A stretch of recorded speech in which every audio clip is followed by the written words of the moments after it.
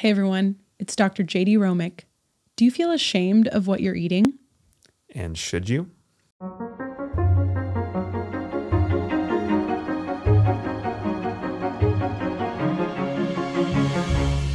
Hey everybody, welcome back. It's Jaydee Romick here with the George Fox Talks Body Edition, following up with a little bit of a part 2 to our nutrition topic. So I opened it up with Kim Eppen in our third episode talking about chronic disease management and nutrition, and I felt like we were left wanting a little bit, a few more morsels, if you will, on just what we should be eating, maybe some myths surrounding nutrition. And for this topic, I brought on Dr. Gabe Haberly. Welcome, Gabe. Thank you. Pleasure to be here. Yeah, Gabe's a professor here at George Fox. He is a human physiology expert, I would say, also on the topics of nutrition, fitness. He's a track coach here, as well as one of the most disciplined and fit people I know. But Gabe, give us a little bit more about yourself. So like Jaydee mentioned, I'm a professor here in the physical therapy program. I teach applied physiology and a few other courses. Been around Fox for about 11 years now as a track coach. I also did football back in the day. And so I've worn multiple hats, teaching undergrad, graduates. I really had a great experience in graduate school when I was getting my PhD with taking biochemistry and really understanding a lot of the physiology and the science behind a metabolism, which really impacts nutrition. And so that just brought me to a spot where I was able to kind of put the pieces together. And and once you understand like a lot of like the cellular level mechanisms that are taking place, it just makes a lot of the strategies for nutrition and for health and just a lot easier to see. And especially just weeding through all just like the fads and like the information out there that's just really, this isn't true. It's based on personal experience and not really on science. Yeah, I love that. And part of my inspiration for bringing you on here is, yes, your knowledge. But number 2, I felt like in the last nutrition podcast we had, I feel like I need to eat my words a little bit. And I spoke about, some of my top tips for, making sure that you're eating the right things and putting yourself on a better path with your nutrition choices. And one of my tips that I forgot to leave out the nuance was to eat less sugar. I tend to demonize sugar, like much of the world now. I think our sugar consumption has actually gone down in the last 20 years, probably surrounding a lot of the nutritional advice and everything coming out that says eat less sugar. And I left out the fact that our sugar consumption also goes hand in hand with overeating and overconsumption. It's not just sugar alone that is the bad guy, but sugar is a really palatable, delicious thing to eat that can cause us to overeat, thus resulting in higher body fat, things that are less desirable for our physiology. But I just wanted to throw that out there because what I wanted to spell today are some common things that maybe the general public struggles with in terms of nutrition. It's really hard. It is really hard, and that's the thing about sugar. You mentioned it. Sugar comes in a lot of different forms, and we consume sugar in different forms and our body processes it. And so if you look at just the most basic form of sugar, you have glucose, and our bodies are going to process glucose in a certain way. And you also have fructose. I think there's a big campaign against high fructose corn syrup, which rightfully so. And there's a whole actual physiological reason for that, and the way our body processes it, it's a little bit different than glucose, and so it actually promotes more fatty acid synthesis and storage. And so, but there's different forms of sugar, and I think the big thing that we struggled with, I think, for a number of years was just eating a lot of processed sugar, because it was just in everything. You just couldn't avoid it. It was really hard. And so the nice thing about the recent years, we've gotten much better about taking that out, making sure on labels it has different added sugars in there. And really the sugar isn't the enemy. It's mostly just we want to focus on natural sugars, which come in our fruits and our vegetables and things like that.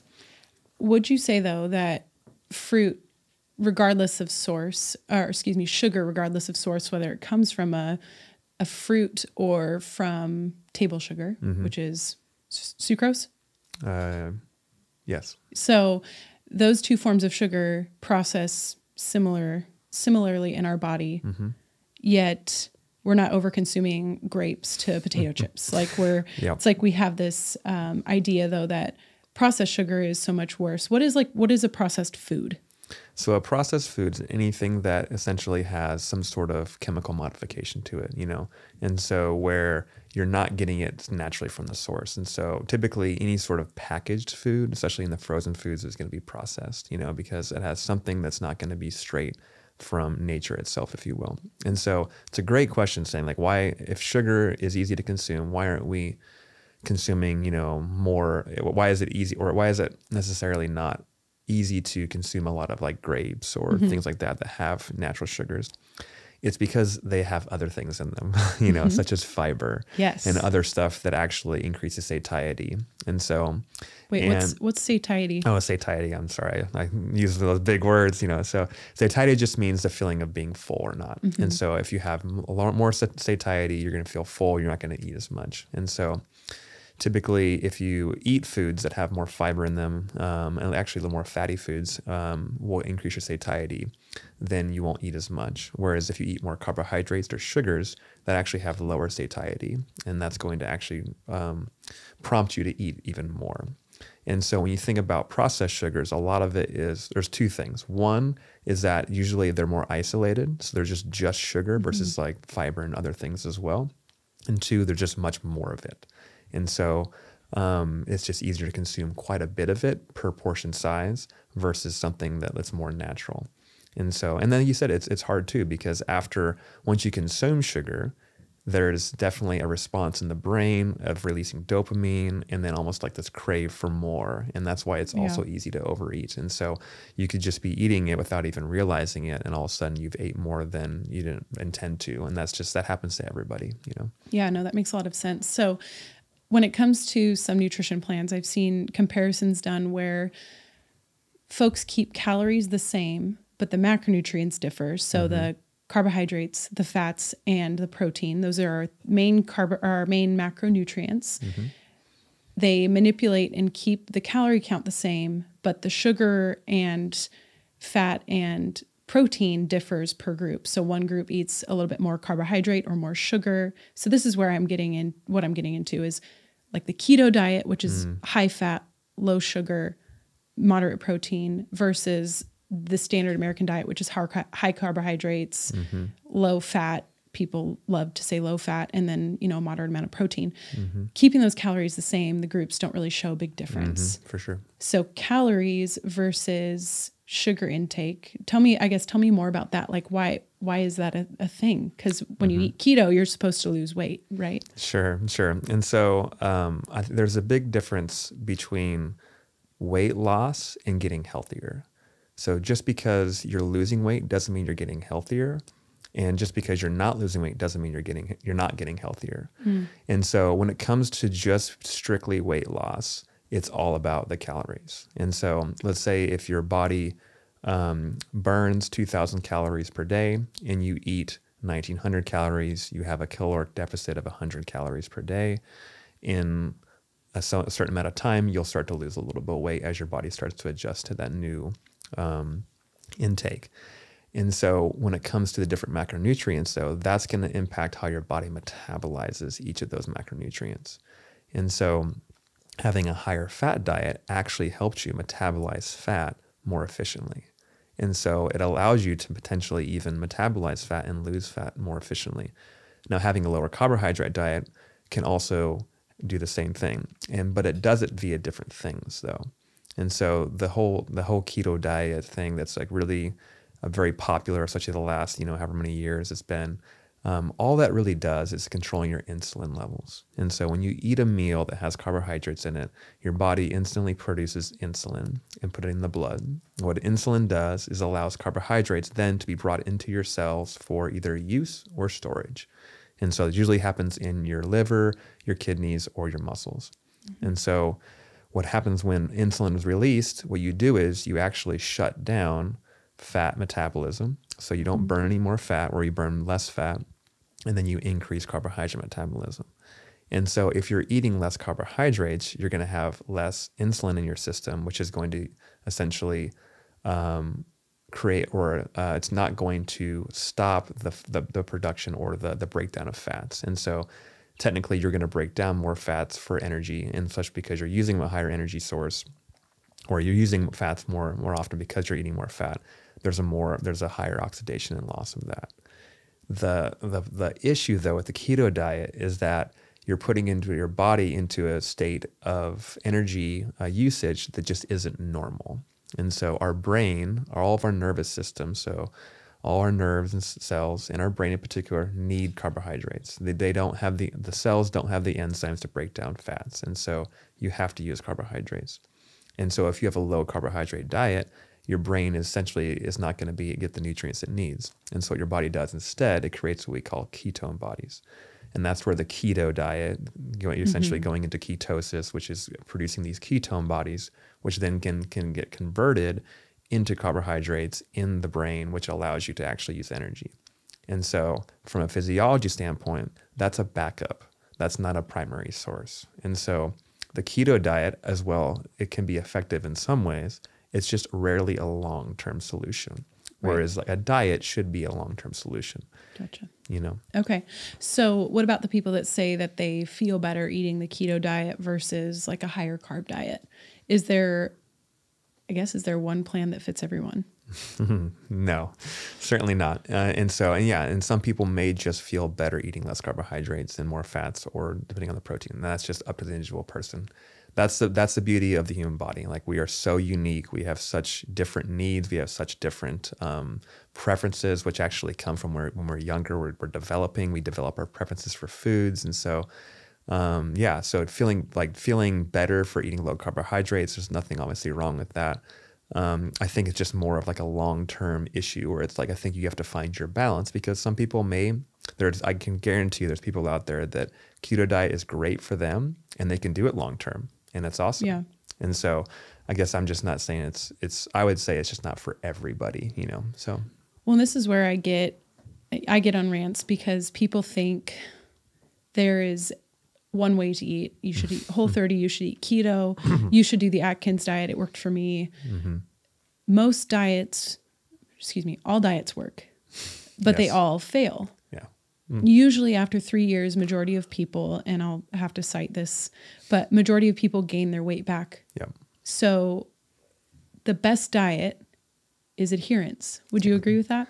100%. I know exactly the study you're talking about. There's a study that looked at all the different things, all the popular diets that were popular, you know, I think this is about 5-6 years ago. And what was the main thing that actually led to weight loss? I mean, it was like on weight loss, you know, and it was adherence to the diet. And so you're right. It's like all diets work, but I think the important thing is, it's not so much about weight loss. It's about being healthy and finding the right diet for you that you buy into, that you love to do, you believe in, and that you think makes you feel good and empowers you as a person, I think is really important. Yeah. And that doesn't mean one diet fits all. Certainly not. I think there's some general principles that apply, but we're just such complex human beings, and I think it's unfortunate that we like to put things in boxes, you know, too easily. And so I think that we need to break out of those boxes and realize that there's so much individual differences, you know?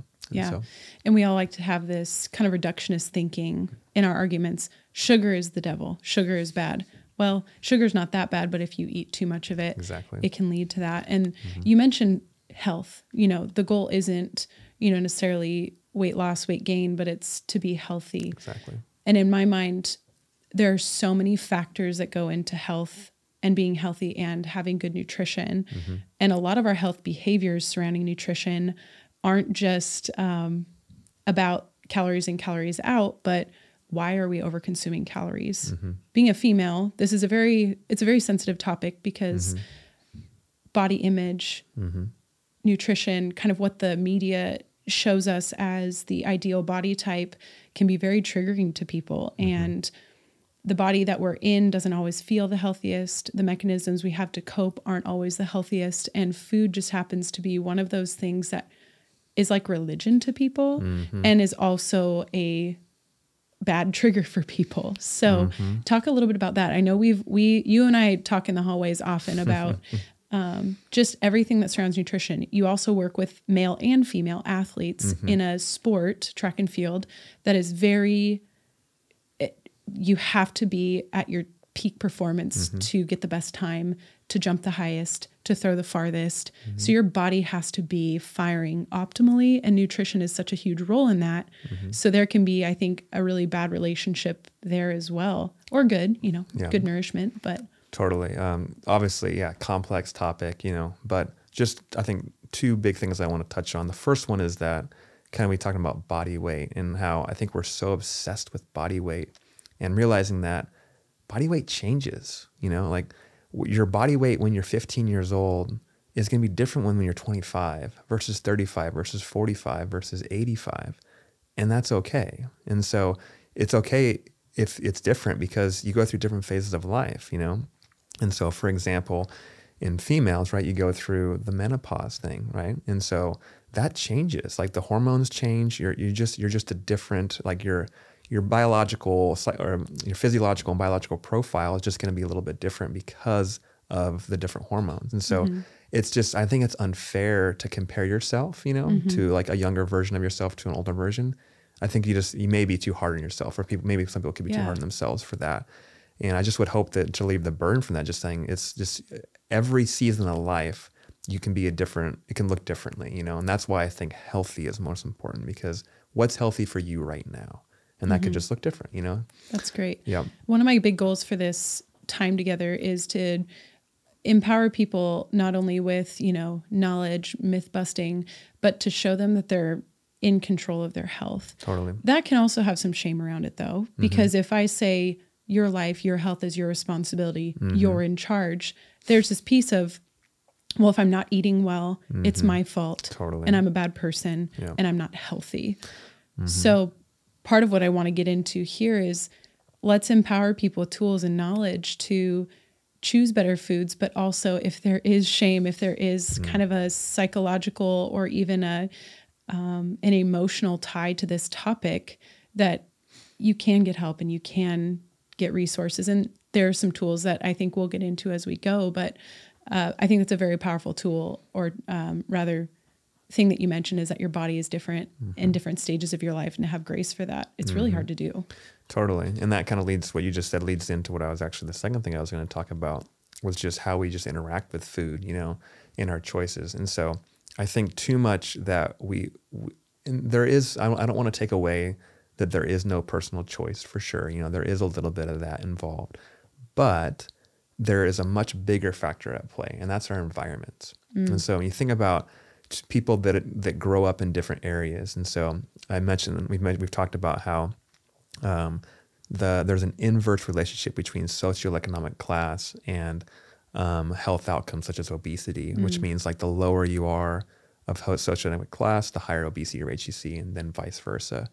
And so when you think about the resources or just the environment in which each of those people are involved, it's hard for them to make, or I should say, let's go with people that, let's say, are lower socioeconomic status that have the higher rates of obesity. It's harder for them to make decisions that maybe we consider more healthy, eat healthier foods, because healthier foods are more expensive. And they may not live in a neighborhood that has a nice Whole Foods or Fred Meyer that has actually fresh fruits and vegetables. They may just be surrounded by places or markets that just don't really have healthy choices and that are not very expensive. And so what would you expect them to make? Right. Obviously, they're going to make that choice. And if we're all honest with ourselves, we put ourselves in that situation, we probably make it too.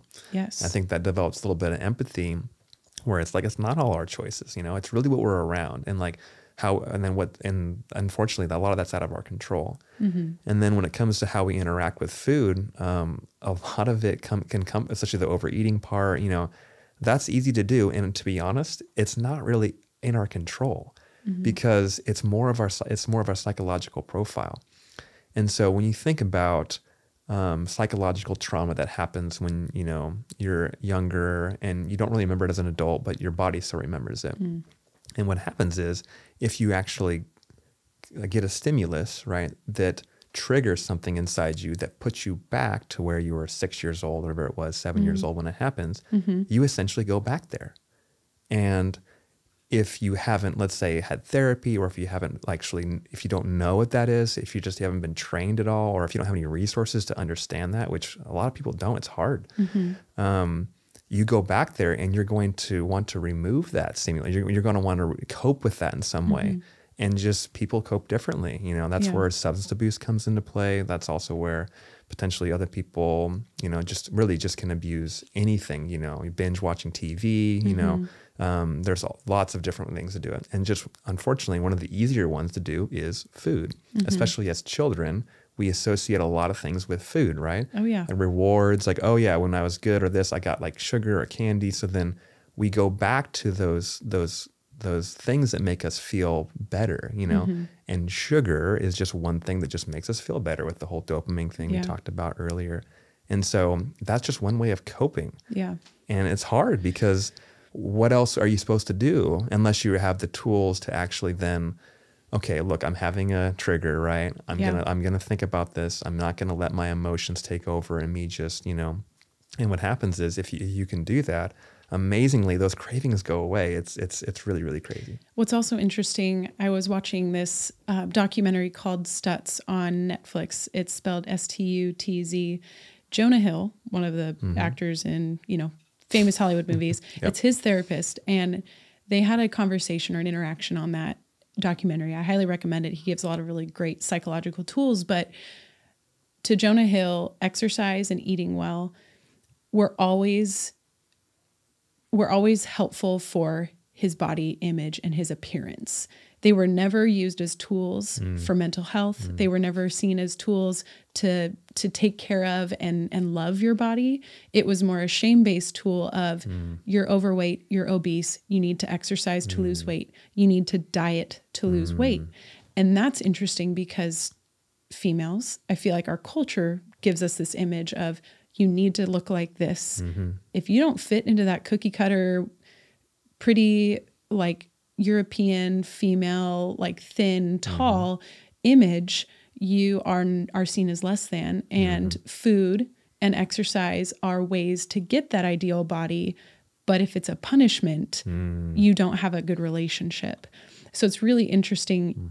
Abuse aside, maybe it is emotional abuse, but if you're looking at relationships with food as a negative, when you look at exercise as a negative, the willingness you have to do a good job it's really hard because it's trauma for you. It's like, I want to avoid that part of my life.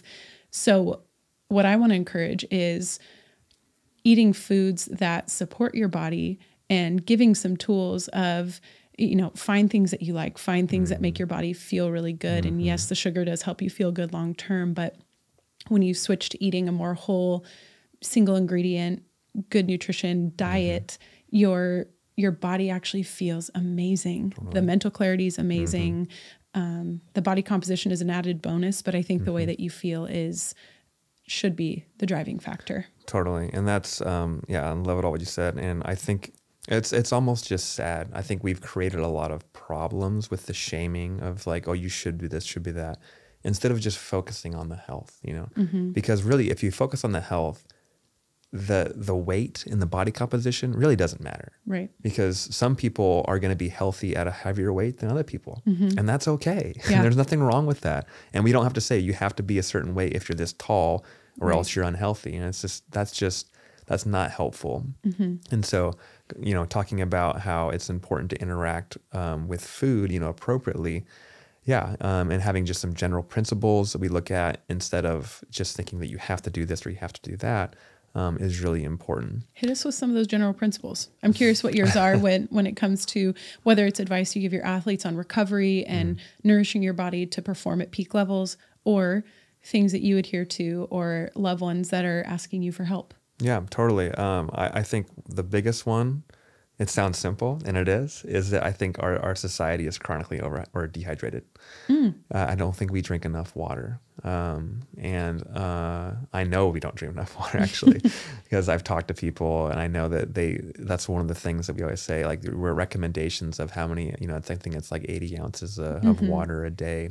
It also depends on, how your size and how big you are, more or less. But I think that's big time. And I think also that we also kind of consume different other types of drinks and such that just include a lot of calories, and usually those calories in the form of added sugars, Yeah. And so it's really easy to drink, let's say, any sort of coffee or tea or any sort of like soft drink that tastes good, but it definitely is loaded with calories, and it doesn't really actually hydrate you at all. Got it. And so sometimes it can dehydrate you. And exactly, especially they're diuretics. A lot of the time. And so if it has caffeine, caffeine's a diuretic. So citrus, tomato. Yeah. There's a few others. Carbonated beverage. Carbonated, yeah, for sure. So carbonated water actually makes you go to the restroom more. It irritates, Irritates the bladder. The bladder, yep, that's true. So I think that's one of the big things that I recommend to people when they say, hey, how can I eat healthier? It's like, hey, just number one, drink more water. And if you can, drink only water. I'm not trying to say I know things are bad, like coffee's bad. No, there's a whole different conversation with any of that stuff too. It's more just saying that if you can drink water instead of something that has calories in it, then you should do it, and just try to like maybe carry a water bottle around, and then make sure that anytime you think about water or think about drinking or during your lunch hour or anything like that, just make sure you're drinking more water. And so I think that's a very simple, it's not always easy, but if you get into the habit of doing it, I think it becomes pretty powerful and really helpful. Great. Love that. Yeah. And then the second thing I would say is just really you got to eat more fruits and vegetables, because not only are those where you find the type of, because they can be very satisfying with like the natural sugars in there as well. I know that that's helpful for a lot of people. They also that's where you get most of your vitamins and minerals, and so even if you have specific diets where maybe you're trying to get more different types of vitamins or calcium or iron or things like that, the beauty is like that you can still do that if you're not, let's say you're not eating animal products, or if you're not eating meat or things like that. And so I like meat. Yeah. I eat it every day. Which helps totally me feel fine. more full. And actually, one thing that does have a lot of nutrients are animal organs. I know that's not liver. Everybody's favorite, but liver is in my weekly rotation. Yeah, Whether you cook it, I know some people dry it and put it in capsules, and if they can't stomach it, and a lot of people have bad memories with liver, but the nutrient profile is huge. Yeah. And your liver, like amazing. liver, if you look at the physiology of the liver is just, it's an unbelievable organ. And so, so you're going to get everything you could get probably out of that. And so, so like just the fruits and vegetables is super important. I know that fresh fruits and vegetables sometimes are hard to come by for some people. They're expensive, And so frozen stuff, although I would say if you have a choice and you're able to do more fresh, I would choose fresh. But the frozen stuff, there's actually been a little bit of research looking at the different nutritional profiles, and they haven't found much of a difference. And so especially if you're on a budget and you think, hey, the frozen stuff is just less expensive, I can throw it in a smoothie, or I can just put it in like a stir fry and make it really easier than like if I have to think about buying all these, fresh vegetables, which are harder to come by. And so it's like, so you can definitely do one or the other.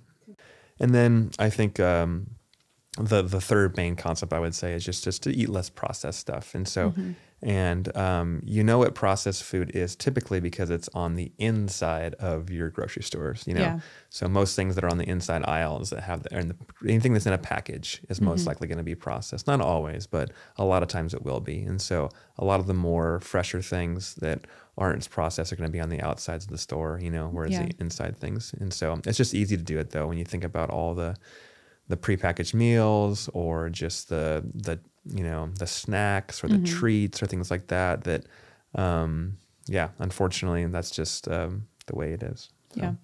So I guess I would like to offer some encouragement for people in the form of like recipes that you enjoy. For me, if I have to cook longer than 15 to 30 minutes, I'm out. Like that's way too much time to spend in the kitchen for me. I have a 2.5-year-old. I have a full-time job. It's just hard to prep food. So I'm a big meal prep person on the weekends or middle of the week. We kind of have our schedule of, we have this big sheet pan of veggies. We put them in the oven. We put our protein source or maybe vegetarian source in the crock pot or the Instant Pot. And I let things cook without me. Exactly. So that's great. That's something for me that, you get a sheet pan of sweet potatoes, Brussels sprouts, broccoli, carrots, whatever veggies you like, put them in the oven at 425 for 20, 30 minutes. And then you have your protein source put alongside of that. And maybe you do a whole grain like rice or quinoa if you like it. We don't do it constantly, but or an avocado because that's good fat. Totally. Yeah. And so, I'll share my little secret of what I do. Spill your secrets. It's so boring. Everyone makes fun. I always tell people I'm boring too. It's fine. You just heard mine. I know. Well, it's like, I call it stir fry just because I don't know what else to call it. And so what I do is essentially, I just cook a bunch of vegetables in a cast iron. And then I put some avocado on top with a little bit of salt, and I call that a meal, And so it takes me about 30 to 40 minutes to cook it, And so mostly because I'll cook some sweet potatoes. It takes a while to cook. So that takes a little bit longer, And then I'll cook usually some broccoli or can be some cauliflower, but peppers, onions. I'll put some like greens in there, kale, spinach. And and then a little bit of fresh garlic, I just, The nutrition style that you have, the food choices that you like, if you are eating a good amount for your body. I mean, one of the big principles in Japan is stop eating when you're 80% full. The Okinawans, who are one of the longest living cultures, stop eating when you're 80% full and eat good food. I mean, eat foods that are single ingredient, don't have to advertise their benefit as much as you can. But again, it's whatever works for you. No shame. Yeah. So I actually, I've eat the same lunch the last 15 years, since I graduated college. I added hummus several years ago, but anyway. You make good hummus though. Oh, thank you. I appreciate that. I've had good reviews. So then just a couple other things to kind of, at least suggestions. I always promote buckwheat. Buckwheat it's a non-grain plant. It's interesting. It's called buckwheat. It's not associated with wheat. The closest I can think of where I can come to is kind of like a rice texture a little bit. It's a complete protein. And so you can use it as a rice. So I like to eat it for breakfast, and I'll throw some berries and some granola in it and stuff like that. So chia seeds, flax seeds, And so buckwheat, I think, is just a really, really great source of just nutrients, Super appreciate your time, your physiology background, your nutritional tips. I think we've given people some great resources. Are there any other resources that you would direct people to based on your own research and exploration? When it comes to nutrition itself, to be honest, I would say getting in touch with your inner child.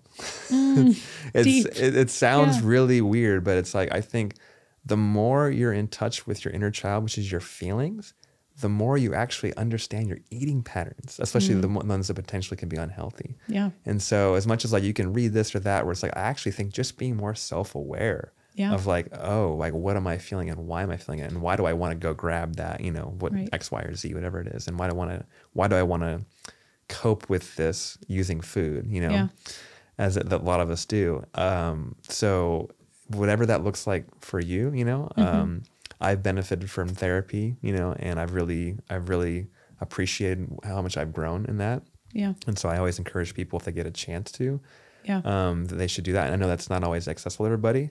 And so, I don't know, can I put a plug for another podcast? Is that okay? Yeah. All right. So I tell everybody about this. It's called The Adult Chair. You told me about it. Have I told you? Yes, yeah, I've told all my friends. Yeah, it's great. Yeah. So Michelle Chalfant is a psychologist, and she essentially goes through all the different persons within you, such as you have your child, you have your adolescent, you're an adult, and it really is great. And she talks about food, she talks about other addiction and other things and raising kids and all sorts of such. It's a wonderful thing. It's changed my life. And I would highly recommend it to anybody. I love that. I really would. And start from the first episode and if you take it to heart and you really just dig in and try to apply it to your life, I think you'll find it'll make you more healthier psychologically, which is going to benefit everything else. I love that. Well, thank you so much, Dr. Haberly, for sharing with us. I'm going to take some of your tips away as well, but I appreciate it and hope to have you back on. Yeah, thanks for having me. It was a pleasure, as always, and hope to be back. Thanks. This video podcast is a production of George Fox Digital. To find more material like this, you can subscribe to George Fox Talks on YouTube, Apple Podcasts, Spotify, or wherever else you listen to podcasts. Our team really appreciates your feedback in the form of likes, comments, and reviews, and we'd really love to hear what you think. To sign up for our weekly email list and to keep up to date with the latest episodes and publications, you can check us out on the web at georgefox.edu/talks. Thank you for listening, and we'll see you in the next episode.